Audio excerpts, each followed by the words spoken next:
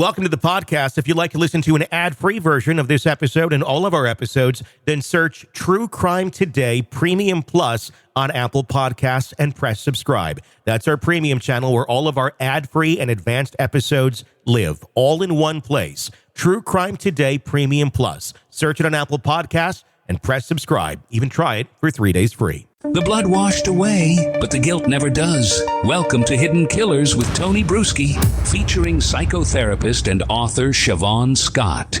You still have this veil in so many families where they will put the wall up of, oh yeah, there's Uncle Bill, especially as now that we're around the holidays, a lot of people probably being very triggered if they're going to family get-togethers. And there's so-and-so over there who did this to me when I was a kid, but nobody's ever going to believe me, or the family's kind of cool with it. In some sort of a weird way, because facing up to reality is so harmful and hurtful.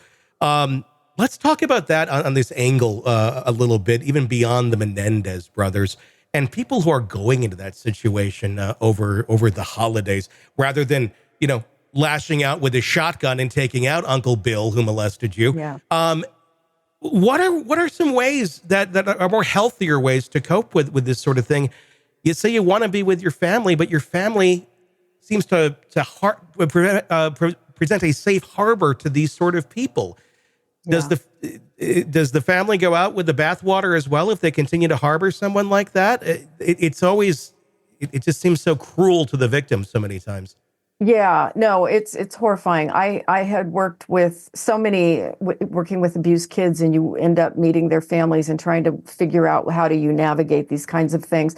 I think most of the time, if there's going to be a sexual abuser in the mix, and a lot of times there still are, the person has never had consequences, it's healthier for the victim just to cut ties, certainly around those events or with any people that are validating that person, hasn't done anything wrong. I saw one family where the mother had been sexually violated by her biological father. He had also molested her sister. But then as he became an old man, she thought, well, he's gotten over all that. She let him babysit her kids and spend time alone with her children. He molested all the children in horrifying ways. And it's like, you'd think people would get it, but sometimes they just don't. And in that kind of a family, I think the healthiest thing you can do is help the victim decide at some point that they just want to cut ties. That's not a safe family. I mean, look at Kitty Menendez. I mean, she sat there allegedly and knew about this for all these years. That's a hard one to wrap my mind around. How does one know that your husband, the person you're sharing your bed with and being sexually active with, is molesting your own kids? Mm-hmm. And you're somehow just you can stick your head in the sand and somehow continue on with life. It's one thing if you're completely oblivious and you have no clue. Yeah. But if you have a clue, even just an inkling of a clue, how does a person like a Kitty Menendez come about, and how do they enable this sort of behavior? What kind of thinking is going on there? I think that's the hardest thing to understand, is the ability that many people have to deny and rationalize. And the thing about the defense mechanism denial, it really doesn't mean I choose not to see. It's as if I just don't see it. Mm-hmm. Even when there's evidence, I don't see the evidence. And it's remarkable how gifted some people are with that. Why? I don't know, but then that makes me go, well, how many things in my life would people look at and say, couldn't she see that coming? That dumb guy she dated back in 1985 or whatever, didn't she see it? I didn't see it, Yeah. So we don't really know when we're using denial. But hopefully it's fairly low-level stuff for most of us that's right in front of our face that we don't see until later, and we look back and we go, duh.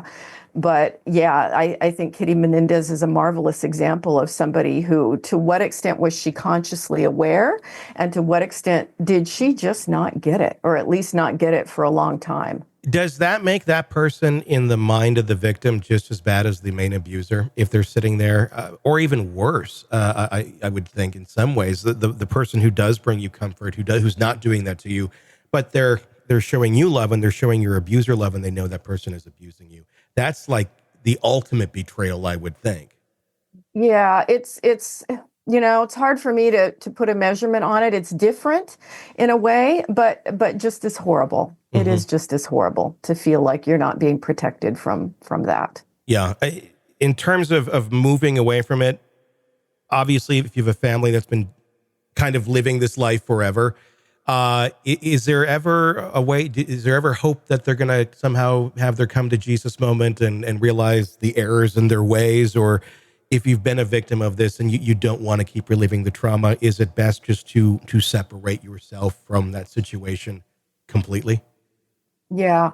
Sometimes, somebody goes to jail. Let's use the standard. It's mom and dad goes to jail and mom goes to therapy. And sometimes then you can work with the kid or the children and mom can make amends and have some personal growth, and they can go on and have a family unit that's functional. I've certainly seen that happen, but it's complicated, and there are times when it can't be salvaged, and people do better to just say, you know what, I'm going to have a chosen family. I'm going to go out and find replacement people that can be part of my life that I'll be spending the holidays with and have a clean slate. Welcome to the podcast. If you'd like to listen to an ad-free version of this episode and all of our episodes, then search True Crime Today Premium Plus on Apple Podcasts and press subscribe. That's our premium channel where all of our ad-free and advanced episodes live, all in one place. True Crime Today Premium Plus. Search it on Apple Podcasts